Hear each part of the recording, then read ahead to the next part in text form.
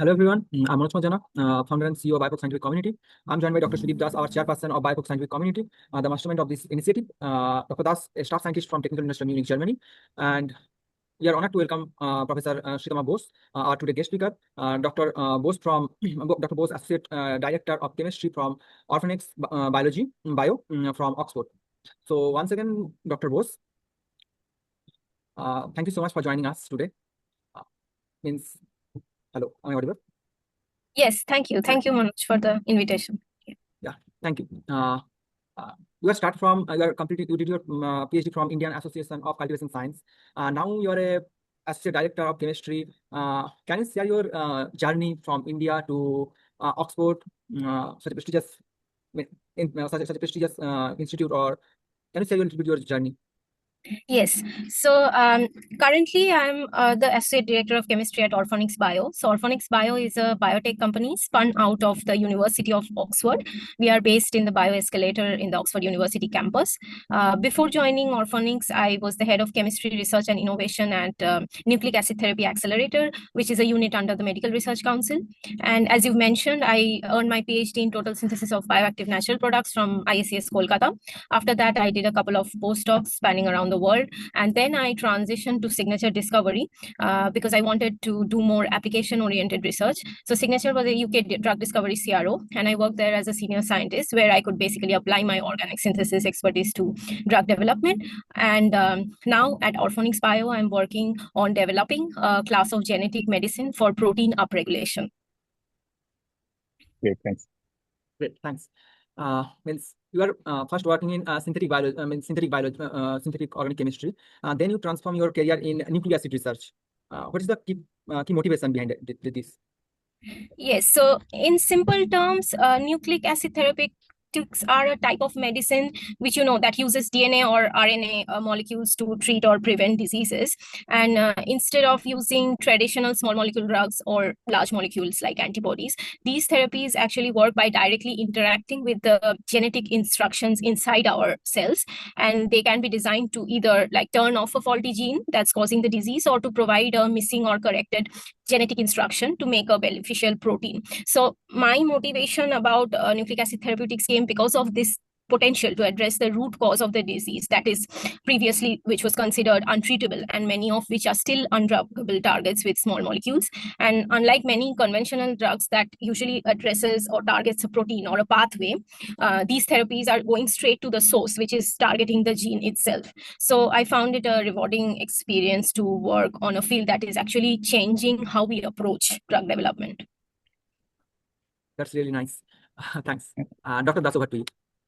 Yeah, thank you very much for joining. It's an interesting, let's say, work you're doing, and always talking to entrepreneurs like you who sort of started from a biological background and very classical training, and then moved into entrepreneurship. So, how was this shift for you? Was it an easy shift? How did you navigate yourself from being a traditional researcher to then jumping into being an entrepreneur? So I would describe my journey from total synthesis of natural products to nucleic acid therapeutics as more of an evolution rather than a shift. So I'll always consider myself an organic chemist, and I have simply applied my skills to this new frontier. So my PhD and early postdoctoral work were all in total synthesis, and I would say this provided me with a very strong foundation. And as you are all aware, total synthesis is considered as one of the most challenging areas in chemistry, and it doesn't just demand a deep understanding of reaction, but also the strategic planning and problem solving aspect. So you have to think several steps ahead before you visualize synthesizing a complex molecule. So I would say this training in total synthesis instilled a level of intellectual rigor and systematic thinking, which I currently apply to all the complex scientific challenges. And over the years, I was kind of driven by the desire to see my research directly impact real world challenges and address these challenges. And it was a motivation to move beyond just publishing papers and contribute to something more tangible, which would have some impact, like drug development. And in this way, I applied my expertise in organic synthesis to tackle the challenges of nucleic acid therapeutics. And ultimately, if you see, these molecules are all ultimately highly complex organic compounds themselves. So this transition was not a departure from organic chemistry, but rather an application of it. Yeah. Okay. Yeah, that's really nice. I mean, I've also, I think I've also seen myself the spin-offs coming out, and also I'm in an environment which actually fosters that as well. But I'm trying to maybe deviate a bit here, and for the audience who are new, maybe, and also for you, we are at BioFolk trying to do something different as well. And we are, let's say, a bunch of, you can call us a community, you can call us a think tank, educators, and things like that. But what we're trying to do is we're also trying to move away from the traditional aspect of education and research and exposure. We want to show our audience, and specifically young researchers and master students and bachelor students and students in science, that there are alternative career paths. There are so many things we can do than, let's say, the lab work, and moving out from the traditional route of let's say, oh, I have to get a tenure track, but we have so many other options we could do, and that's one of the things which we are doing. And I think that is why it's important for us to have people like you who can really show the possibilities of science in the entire world, be it working in social sector, be it working in business, be it working in creating something at the ground level. So yeah, I would thank you again for joining. My next, it would be a bit more student-focused question. I think since you transitioned, I would say, okay, let's not use transition, let's say you evolved into this role. What do you think are the additional skills required for students, early career researchers, to go to this particular route? Yes, so this evolution to the leadership role, I think the main motivation behind it was I had already got some management training when I was working at Signature, but the main motivation to take up a leadership role at NATA was the challenge and the opportunity to build a research and innovation department from the scratch. So making the team, building up the team, establishing new platform, and defining a strategic vision. So the satisfaction that comes out of it is immense. And this includes like creating the foundational structure of the department, establishing collaborations. So and I would suggest all early career researchers to have a multidisciplinary mindset. So it's not that you are stuck into your own limited field, but you have an approach to understand the entire aspect. If you say if it's drug discovery, then it's chemistry, biology, clinical applications, and definitely team science, team collaboration is also important, because ultimately everyone is working with an interdisciplinary mindset in a collaborative manner. And growing to a leadership role, the main thing to understand is there's no one-size-fits-all approach. So you have to be flexible, adaptable, tailor your management style according to the individual, the team, and the situation. And in essence, I would say this teaches you a lot. People management is a different ballgame altogether, but essentially you don't need an MBA for that. You can learn it on the job. Yes. No, definitely. I agree. I think sometimes it comes with experience, and sometimes you have to gain that experience early on by looking into certain training, be it small training as well, be it some kind of management training where you get to know, what does it take to manage people, right? Yes, so I believe scientists shouldn't be demotivated or demoralized that after years of PhD or postdoc, I cannot transition to a leadership role. You can. If you have the motivation, you can. Yeah, I think this is also something for the audience, I think, and we've talked about it before in other interviews as well. So if I take my role, I'm now a staff scientist, and actually the role of staff scientist is doing research, but also doing research management. So that means I have to manage the research of the entire department. It can be from managing people to funds to setting up labs, right? And sometimes we don't appreciate how much skills it actually takes to really do something. Going in the lab and working when the lab is set up is one thing, versus setting up the lab and going through all the regulatory affairs is a whole different ballgame, right? So I think this is, what is your experience with regulatory affairs? Can you shed some light on that? Because I'm sure there are some things you had to do for Orfonyx Bio, right? Yes. So the first thing for setting up a lab is definitely looking at the health and safety hazards, creating the cost forms and what is possible, what is not possible, even to the extent of putting on Schlenk lines in the fume hoods, and then training the scientists to work in a certain manner. But most importantly, in drug development, I think there has to be a very strong awareness about the clinical pathway. So when we say we want the synergy between academia and industry, academia does focus on the fundamental research, but often it happens that they do want to take it forward to the clinical, but they don't know how to. And that's where I think industry plays a very big part in understanding what are the requirements to take a drug from the lab to the clinic. So for oligonucleotides, there's basically a working document. So it is still evolving. It's not still hard and fast like small molecules, as it's comparatively new. But there are certain specifications about the purity of the compound, the impurities coming from the chemistry part or the off targets from the biology part, and so on and so forth. Okay. Yeah, I think yeah, there's so many things we can do. Talking about the transition, or let's say the bridge between applied science and fundamental science, as you mentioned in the beginning of what you were saying, there is often this battle between in the minds, I guess, of people that, okay, do I take up fundamental science or do I take up applied science? But I believe that both should be, worked together, and without fundamental, applied doesn't exist. Yes. But I also think that oftentimes, specifically, let's say we talk about the global south, specifically the subcontinent, people do focus on applied science. I believe that there is a bit more focus on applied science, but I still find the disconnect with the fundamental science. How do you bridge that? What is your perspective in that? Which is necessary first? Yes, I think this is a very important point. So let's say, let's take the case of nucleic acids. We know that it has immense therapeutic potential, especially after COVID. And but although we are seeing exciting progress with immense number of approved drugs and a robust pipeline, however, there are like severe challenges, let's say critical hurdles, like it's very difficult to deliver the nucleic acids to the specific tissues and cells because of their large size and high charge. So this is where I think the synergy between academia and industry becomes very crucial, because academia is focusing on the fundamental research, say identifying novel target mechanisms, new ligands for conjugation to facilitate the delivery of the oligos, then the early stage discovery of new novel oligonucleotide chemistries.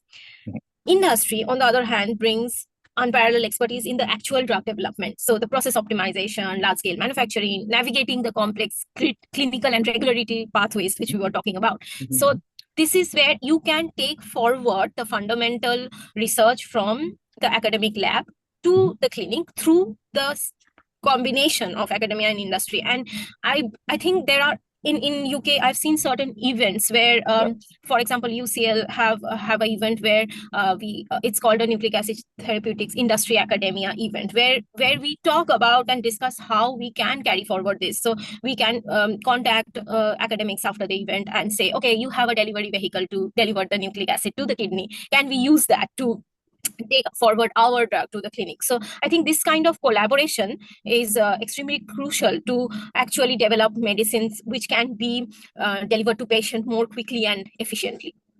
Yeah, okay. Since you've already talked about the delivery of nucleic acid, then I think I'm sure our audience is wondering what is going on. What is it? So maybe a little bit more on how do you start with that? How do you start from a nucleic acid to a therapy? And how do you avoid alternative paths? Because there would be a question, okay, for example, in case of COVID vaccine, we know that there was a mRNA vaccine, but there were also other vaccines. Of course, it was proven that the mRNA vaccine was much more efficient, but in what cases you can think where the nucleic acid application is much more, let's say, efficient than any other traditional aspect? Yes, so nucleic acid operates at the genetic level. So I think that's the major difference between nucleic acids and small molecules and other biologics. And you can say that the targets which are undruggable by small molecules can be reached by nucleic acids, because they are modulating the genes expression and the mutation. And basically, nucleic acid therapeutics can silence or correct the expression of the disease-causing gene. And that way you can treat several genetic disorders and cancers and other diseases. And in terms of modifications, usually in college or when you teach the DNA RNAs, you have a phosphodiester linkage, but these have evolved since, because phosphodiester can be cleaved easily by the nuclease enzyme in our body. So now we have a phosphorothioate linkage, which is a PS linkage and much more robust, gives stability. Then we have 2' sugar modification, which increases the stability and the binding properties and the half-life. And the main challenge, which is the delivery of the nucleic acid to target tissues and cells. This is because they are macromolecules, first of all, and mostly charged molecules. So crossing the barrier, the cell membrane, and reaching the target is a difficulty. So in this case, they usually need a delivery vehicle to transport them. And this is where we conjugate oligonucleotides with different molecular transporters like lipids, carbohydrates, protein, peptide. And you must have heard of one very famous conjugate, which is the GalNAc conjugate. GalNAc is the only conjugate which can perform tissue-specific delivery of oligonucleotides specifically to the liver. So this is something which is not very easy with other traditional drugs. Yeah. Okay. Yeah, I think that's. I think also it's a bit different from, let's say, the vaccination strategy. Here we are trying to directly, as you said, silence something or activate something. It's a bit more complex than that. Yeah. So for vaccines, I think there are other delivery vehicles like lipid nanoparticles, AAVs. So AAVs have been used for the COVID vaccine. So there can be several delivery vehicles. Okay. Yeah, I think oftentimes it's the delivery which is also becomes an issue. I mean, we do think about the target, but then delivery is a crucial aspect of it, right? I mean, that's also, at least in what I've heard and read about it, I'm not an expert on the topic, but I think delivery is quite talked about in this case. Right? Yes, this is one of the major challenges other than the manufacturing challenge. Okay. What I also want to know is that right now, let's say someone in our audience is a postdoc or let's say just completed PhD, and they are thinking of evolving like you, thinking of making this company, which they have an idea for. So can you tell from your experience, how was your experience? What was the first step and how did you, let's say you woke up today and then, okay, I'm going to meet this person and I'm going to say this so that I can make this company. Can you talk about your experience? Yes. So let's say someone who has a synthetic organic chemistry PhD would like to grow. I think this evolution would come with not just the lab skills. Lab skills are very, very important, and the foundation is also extremely important because it teaches you the resilience and the critical thinking ability and troubleshooting. But I would say also certain soft skills are important to, as you mentioned already, like project management, research management, communicating your research not just to scientists but to people who may be non-chemists like the investors and the other stakeholders. So communication is extremely important, whether be it verbal or presentation skills or writing grant applications. This is something very important. And then certain trainings like management, introduction to management and leadership trainings. I had a few at NATA. So these are very helpful. Then having a specific goal and a milestone is also very important. So I think I decided very early in my career that I wanted to go down the industrial pathway because I want to apply my research to real world problems. I want to come out of this paper pattern, this thing, and do something which has impact. So I think that goal is important. You should early on make that decision what you want to do. Do you like teaching? Do you like lecturing? Do you want to go down that pathway, or do you want to do something else? Do you want to go down the drug discovery route? So this is important. And of course, like things like when you do an experiment, the documentation, the meticulous approach, troubleshooting ability, people should be able to, reproduce whatever you have done. These kind of things are very important. And I know that during our PhD, we didn't have much chance to develop these soft skills. So I would suggest that young researchers look into this because this is really important. Okay. How was your, so tell us about your time when you completed your PhD. What was going through your mind and how did you go to your first postdoc? And then, how did you then decide, okay, where to go, what to do? And because you've moved around a bit, right? Yes. So, as you know, my PhD was in total synthesis of natural products, and it was from ISAS Kolkata. And this is where I actually learned the critical thinking and developed my troubleshooting abilities. And so at the back of my head, I did always feel that I want to go towards the application-oriented research. So in total synthesis, you are making the compounds, and it's a very complex strategy. You're learning a lot of reactions, and you're getting a wide view of everything in organic chemistry. But how do you actually take that molecule further? So we are always saying bioactive natural products, but did we test the bioactivity? But you want to, right? You want to see where your compound is going. So my first postdoc was in Peking University, China. That was in total synthesis. But then slowly I moved towards more application-oriented research. And in Durham in UK, basically I did the nucleoside-nucleotide chemistry, which is, again, these molecules are all organic and have their specific challenges in terms of solubility and other things. But what I could see is with those monomers, I had the opportunity to synthesize the oligonucleotides with those monomers. So we use an automated oligosynthesizer for synthesizing the oligos, which was this phosphoramidite method was actually developed by Professor Marvin Carruthers long ago. And now that methodology has been transformed into this automated synthesizer. So that was very new learning for me, but now we use this routinely.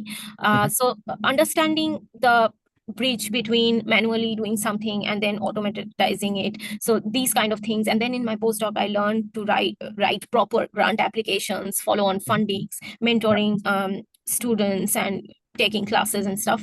But I would say the major breakthrough came when I transitioned from my postdoc to an industrial setting in Signature. And that showed me the importance of how meticulous you have to be in your documentation, in your lab book writing, whether be it manual or electronic, and the ability to stick to proper milestones and deadlines. This is very important. And when we said our compound is pure, we never thought about how pure it is. We just wanted it to be pure enough to get published. But for testing it for actual in vivo studies, it needs to be 99.9% pure. So that kind of understanding came from the transition to the industry. Okay.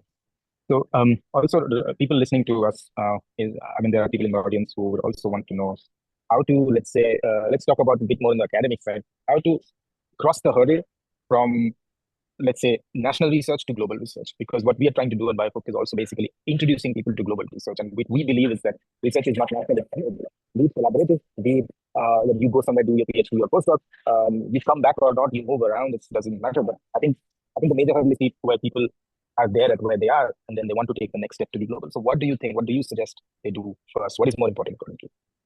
Yes. So see, good research can be done from any part of the world. Okay. And it is, I would say, it is the motivation to do the research. So when say if you have a strong background in, because I'm organic chemist, I'm saying from that perspective, if you have a strong background in organic synthesis, you will definitely gain that expertise, experience to apply that knowledge to application oriented research. But then again, you have to be open-minded to gain other knowledge as well. For example, medicinal chemistry. My knowledge in medicinal chemistry was quite limited when I was doing PhD. But then I went through the literature and looked at other research and in general the drug development area to gain an understanding of medicinal chemistry, which I found to be extremely helpful in my time in Signature, because medicinal chemistry is very interconnected with drug development. You must have it. So even now I'm focusing on oligonucleotides, we need that medchem knowledge to do the structure activity relationship to make a molecule better. So don't be, like, I would say to the students, that don't be constricted to just your field of research. Be open-minded, read the literature, and I would say look at Phil Baran. He is a stalwart in total synthesis. One of his paper is my favorite paper, which is on the P5 platform on oligonucleotides. So he's not, although he's a total synthesis chemist, he's making waves in oligonucleotides. So anything is possible. And you have to be like open-minded and explore different stuff and work in a collaborative manner. Even during our PhD, if you really want to test the bioactivity of your compound, you can collaborate with the biology lab to look at that. So it is possible to do from anywhere in the world. Okay. Yeah, I think what I often think is that there is this, students generally, let's say from the subcontinent, let's talk about that more because we are based there and we are catering to that audience, is that they have the mindset that let's do everything. But I generally say that first create a lineage of expertise in your CV, and then maybe at one point you can move when it's really important or really appeals to you. What do you think about this?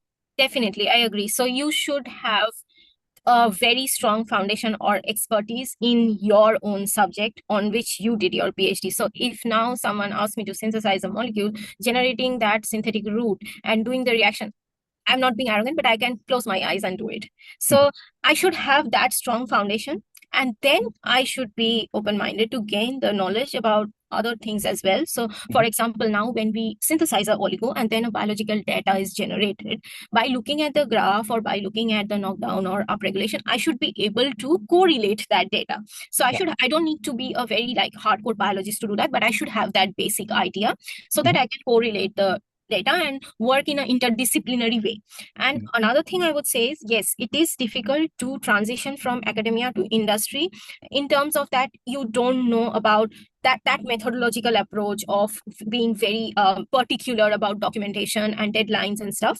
But so you should be prepared to start from the entry level and then grow. You cannot expect that, okay, I've done 4 years of postdoc, so I will immediately be a team leader. That doesn't happen. You have to start as a scientist or a senior scientist and then move up slowly. But I'm sure in the PhD, especially in subcontinents, we do build up that patience and resilience. So this should be okay for the students. I think this is because I think the same thing applies for chemistry or biology, that people often try to do a lot of things, but I think what sometimes lacks is that the real skill. If I'm, let's say, operating an instrument, I don't need to operate an instrument. Rather, I need to know the application of the instrument on the biological or chemical question. Absolutely, right? I agree. I think that is what is more important according to me. And I always try to tell to people that if I'm looking at your CV, I would rather find it very nice that I see that you focused on this one subject line and one particular theme, and you gain more and more and more knowledge on that particular aspect. Right? Yes. I think that is really important. I think I would ask a couple of more questions. The last 5 minutes, maybe we can discuss. Let's say, what according to you in, let's say, application of nucleic acid in therapy is the next big problem in the let's say the next decade? You see, this is the main problem which where you can apply your expertise, and this is going to be the most important problem. So the two biggest challenges in nucleic acid therapeutics is first the manufacturing challenge, because these are macromolecules and synthesizing them in large scale is quite difficult and costly as well. So if you want to take oligonucleotide therapeutics to subcontinents, say, you need to make it less costly and we should be able to reach every patient in the world, not just the West. So more and more now scientists are trying to find out ways of navigating this solid phase synthesis of oligos to greener methods like enzymatic synthesis. So this is one aspect which is being looked at. And the other aspect is the delivery challenge, which I mentioned. This is mostly where I work at, because this is where I can apply the organic chemistry knowledge, because conjugating them with different transporters and looking at the specific delivery. So usually you will see that oligos will in general go to liver or kidneys, but some of it is the active uptake and some of it is passive, because oligos are very easily cleared also from the body. So before even taking action, it will be cleared. So how can you specifically target, say, CNS, heart, muscle, kidney? Liver has already been dealt with GalNAc, but people are looking at finding the next GalNAc for the other tissues. So this is something I would say in these next 5 to 10 years, this is a focus, and this will remain a focus to develop more novel conjugates and all the aspects related to the conjugates, like the linker chemistry, the modalities which you are attaching to the oligonucleotides, and the aspect of getting it specifically to a certain organ. Is an important thing. Is there any disease you think, or any other pathology you think is very important in the coming future, which you think your field is focusing more on?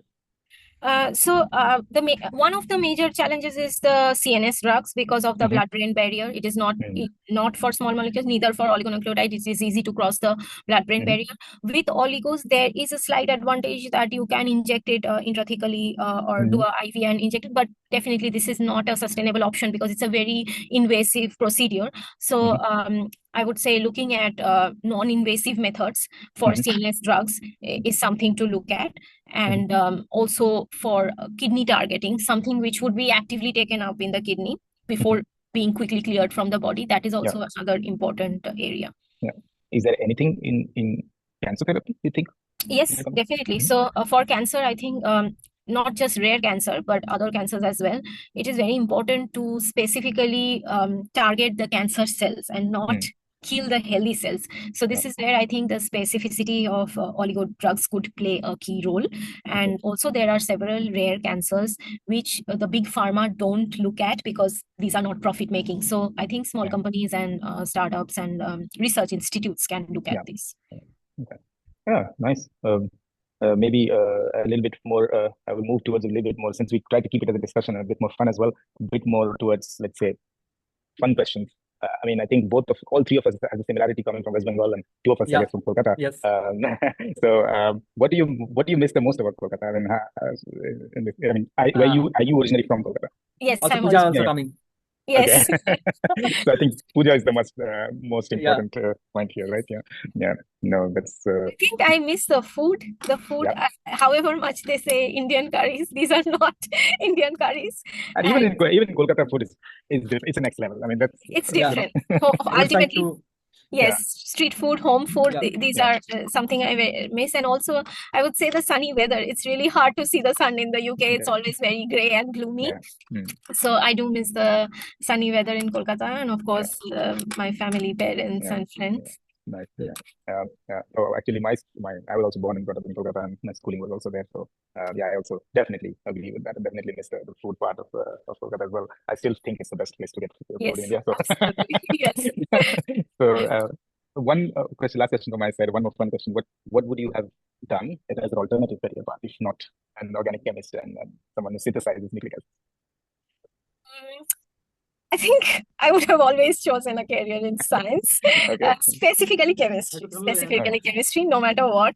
But chemistry has been my passion since high school. Even till now, my friends say that in class 5, you had said you want to do chemistry when we didn't even have chemistry. It was physical science or something.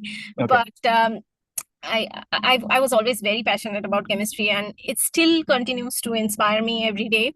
And I mean, I don't get that much time to go to lab now because of all the other responsibilities, but I still find that little bit of time to just pop into the lab.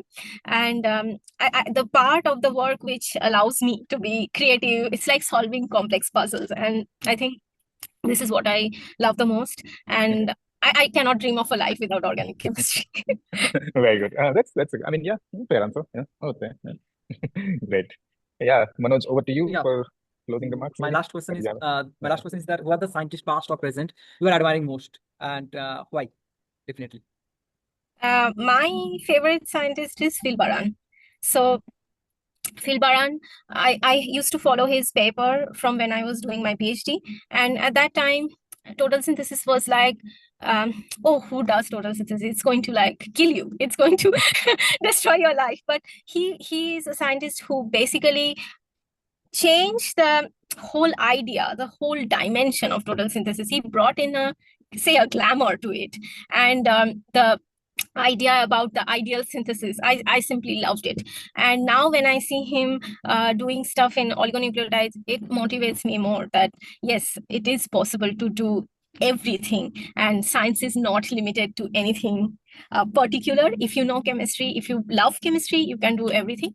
So I think he's one of the scientists I admire the most. And of course, then there's the Marvin Carruthers, who developed the phosphoramidite method for synthesis of oligonucleotide. I think that's a very big breakthrough, and we use this method every day, so I can relate to it a lot. So yeah, I think I admire these two scientists a lot. But there are several others, several other great people as well. Oh, great. That's nice. Thank you so much, Dr. Bose and Dr. Das, for joining us. Thank you.